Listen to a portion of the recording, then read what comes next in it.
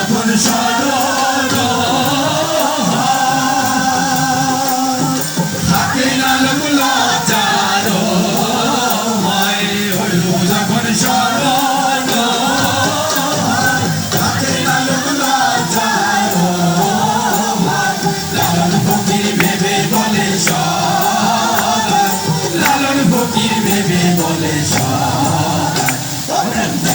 সে জানে সে জানে আমার মনের মানুষের জনে আমার মনের মানুষের জনে মিলন হবে কত দিনে মিলন হবে কত